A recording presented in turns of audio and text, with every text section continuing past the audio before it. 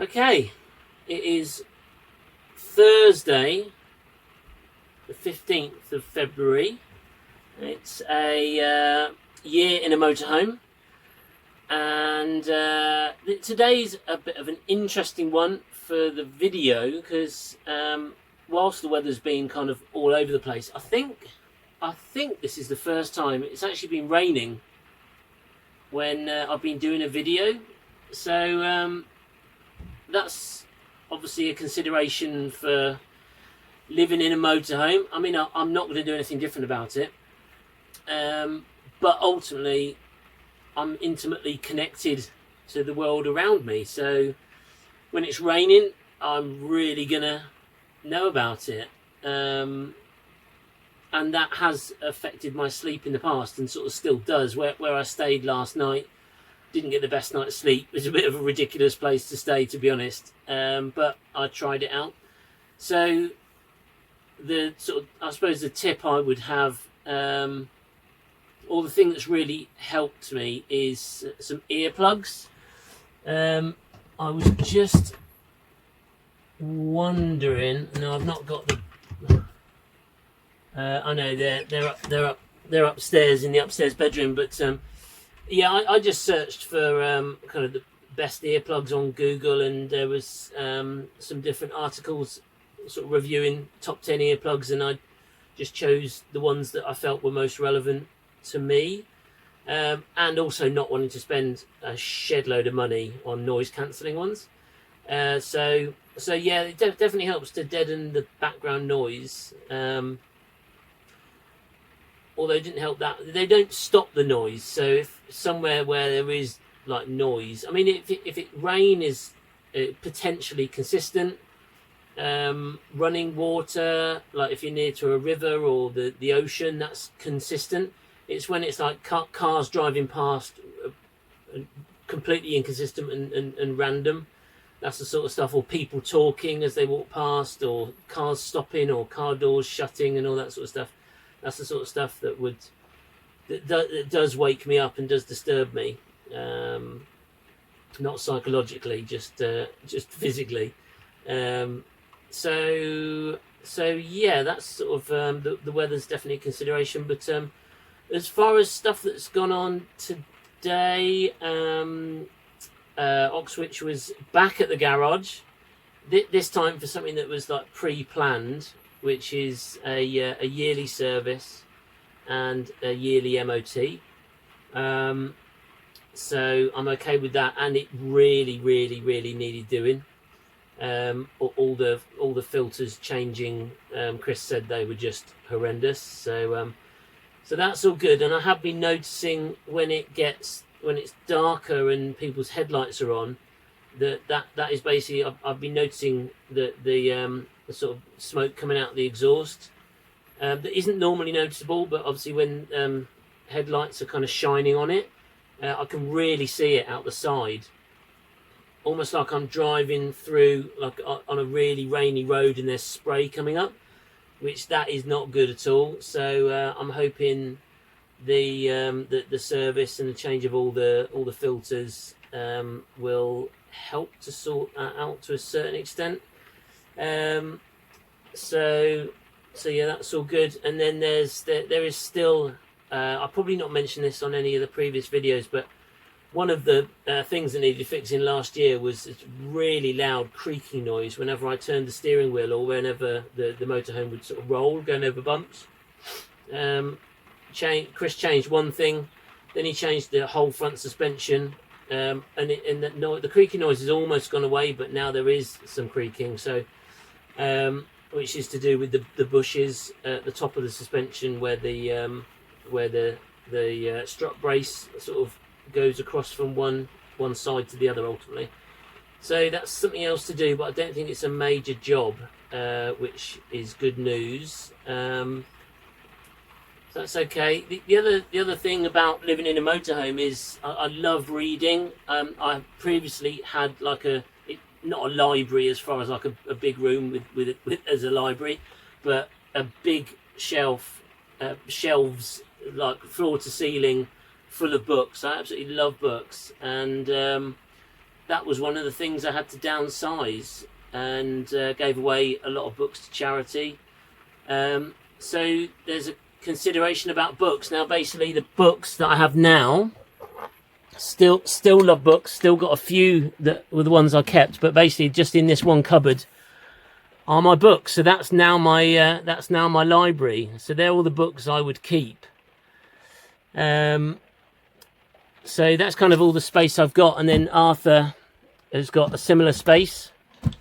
So his books are there, and then he's also got books in the space underneath there, which are the heavier books, which I aim to keep anything that's heavy down as low as possible. Otherwise, if you've got lots of weight high up, you're going to cause the motorhome to roll a lot more, and it's going to be even more of a barge when you're driving along. But something I spotted at the library now, if I go to the library or if I go to a bookshop, I think you're sort of hit and miss as to what you find. I struggle to find really good books. That's why I find the internet is amazing, because you can really have a good search through, and you can have different criteria and filters and things like that. But that said, I love physical books, and I spotted a poster on the window of Pershore Library the other day, and it was the poster is this basically. You might not be able to see it, but it's askforabook.com. So you can basically go on there, and you've got basically different ways of saying the sorts of books that you like to read or you're interested in, and then the people that actually work within the library pick a selection for you. I put them to one side. I popped in and picked them up. They were even pre-checked out. So you got my details here. Yeah, that's my name, and you just pop in and collect them. And how good is that? So I love that, because it means there's absolutely no waste at all. It means I get to sort of discover and experience new books. I might not like some of them. If I don't, I can pop in when it's a week when I'm with Arthur and we're in Pershore, and I can take it back. And then when I'm finished, I can go again, basically. So I thought it was a really, really good way to have a variety of books that keep sort of turning round and changing, so still be able to read even though I'm kind of super downsized and don't have space to keep a lot of books. So yeah, that's that. And when I went onto the askforabook.com website, it looks like it's all over. So it's not just Worcestershire. It looks like lots of different libraries or councils do the service. So that's pretty cool. I always feel a bit sort of daunted when I walk into a library, because I don't really know where to start. Yes, I know I've got there's certain authors that I really like John Grisham and Robert Harris. But yeah, it really needs somebody that has got a good knowledge of books and has read lots of books to know how good they really are ultimately. So yeah, quite like that. That's a kind of a good recommendation for everybody, but especially if you're somewhere where you're trying to save space. Apart from that, the temperature's a lot warmer, so great that I don't need to think about the leisure battery or any of that side of thing. Great that I don't need the diesel heater to be on more often or at all. It's quite warm at the moment. It's 18 degrees in here, and I've not had any heating on at all. But then I need to consider the fridge freezer. So now I do need the gas on. I actually haven't had the gas fridge freezer on at all, because also the motorhome's been in at the garage. But I do need to have the gas on low, so I'm going to be consuming a bit of gas for that. But it's pretty efficient, and it's the actual gas powered fridge freezer is much more efficient than the electric powered fridge freezer. So so it does go quite a long way. I keep 2 gas bottles. A gas bottle can last me absolute like weeks and weeks and weeks. So I figured if I'm out in the wild and one goes, I swap over to the other one and I'm totally covered, and I'll get a gas bottle the next time I'm going past a hardware shop. It's not a hardware shop, like a hire place or garage. I pretty much actually haven't needed to do that. The gas bottles have lasted me such a long time that I've just swapped over an empty bottle for a full bottle when I've come back into Pershore and gone to the same hire shop, and they've always had stock available. So that's my plan tomorrow on the way over to Leamington. Going to see my great friend Steve and Debs. I'm going to stop off at the hire shop and swap over that gas bottle, which the guy said in winter that the sorts of gas bottles that I need, which is a 6 kilogram propane, pretty much are easy and available in winter, because they are the sort of gas bottle that is associated with holidays and going off and camping. So I'm kind of out of season now, so it's quite easy. In season it was a lot more difficult, although I just got lucky each time. He'd either just had a delivery or he had 1 or 2 gas bottles available, so so that's been all good. And yeah, I think that's probably it for today. I suppose the other benefit when it's a bit warmer is drying clothes out. Like I come back from the gym, I've got my sort of sweaty top, my wet shorts from going in the shower. I like to, obviously I want my shorts to get dry so I can wear them again.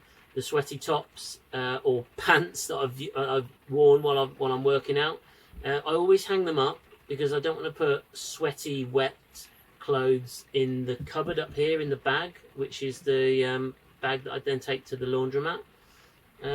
So I think that's important, otherwise you're going to end up with really musty, smelly clothes. The cupboard's going to smell, and yeah, I mean, whether that would mean you get smelly clothes back, it depends on what happens at the laundromat. But yeah, so it's a lot easier to have stuff hung out. And I've found actually in the evenings, if I have like a hot flannel wash, or in the morning if I sort of wash my face with a flannel, then because underneath where I'm sat is the diesel heater piping, it gets really hot. So I've just started to actually rest the flannel on top of the piping, not on the diesel heater itself, but on the piping that ultimately comes out of these 2 vents down here. And then I've been doing the same thing if my gym shorts are still a bit damp in the morning. I just like tuck them under here and hang them over the vent. So that's been more sensible than I have had my gym shorts a bit musty some days when they've just not got dry. So yeah. That's it for this one. It's 8 p.m. It's bright outside, but only because I'm in the car park.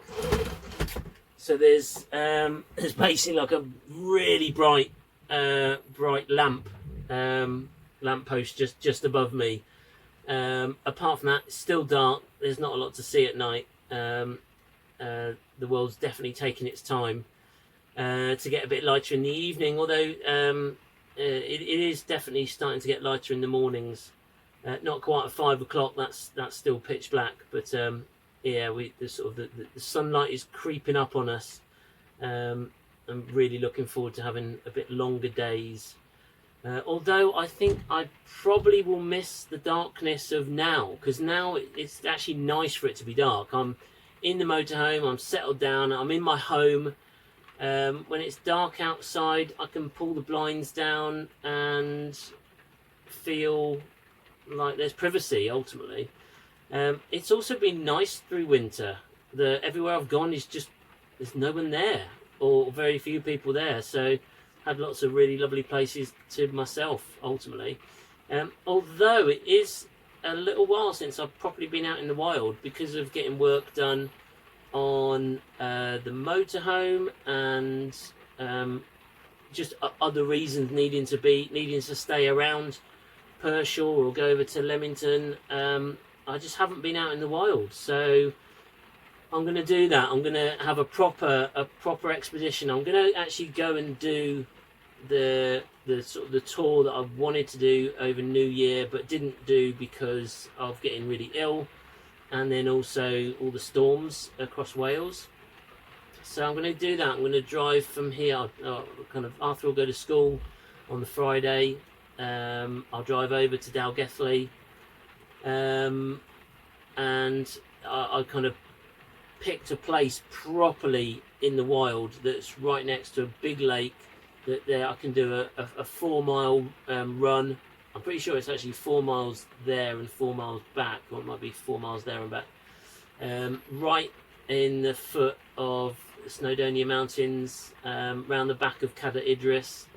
Go and investigate Dalgethley because it's supposed to have really nice coffee shops and things like that. So yeah, that's the plan. But that still will be a few weeks off because I've got just to say thank you to the guy that has let me park at his plot near Pershore. I've offered to dog sit while he goes on holiday.